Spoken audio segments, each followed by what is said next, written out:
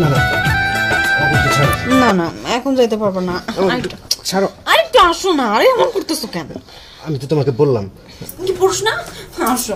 আমি পুরুষ, ঠিক আছে, কিন্তু আমার সাধ্যে যতটুকু ছিল আমি ততটুকু করছি, এর বেশি পারবো না। ছাড়ো তো, ছাড়ো ছাড়ো।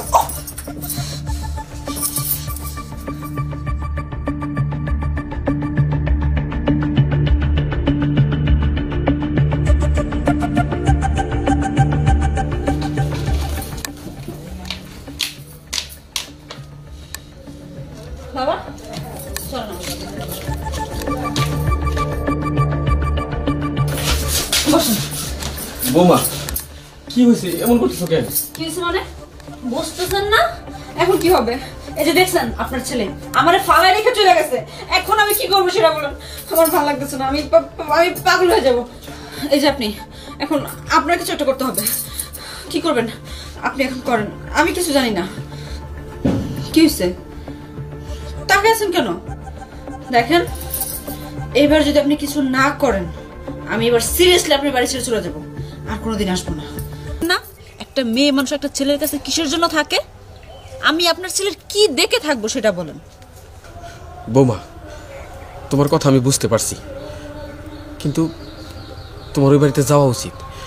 আমার পোলার যদি কোনো সমস্যা থাকে ডাক্তারের কাছে নাও, কোনো একটা ব্যবস্থা হয়ে যাবে, ঠিক হয়ে যাবে। তুমি চলো। ভালো ডাক্তার? আপনার এই ধ্বজভঙ্গা পোলারে না ভালো ডাক্তার কেন, ডাক্তার থেকে যদি বড় কিছু দেখাই না আপনার ওই ছেলে ঠিক হবে না। আমি ওই ছেলের সংসার করতে পারবো না, আমি আপনার বাড়িতে যাবো না, আপনি যান। না বৌমা তুমি এই কথা কইও না, দেখো এটা সম্মানেরও বিষয়। আরে ধুর রাখেন আপনার সম্মান। আপনার সম্মান দিয়ে কি করবো যেখানে আমি আমার সুখই পাই না? সম্মান দিয়ে কি হইব?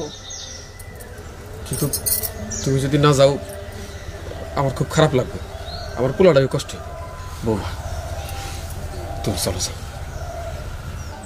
ঠিক আছে, আমি আপনার কথা মতো যেতে পারি, কিন্তু আমার একটা শর্ত আছে। শর্ত? কি শর্ত বৌমা?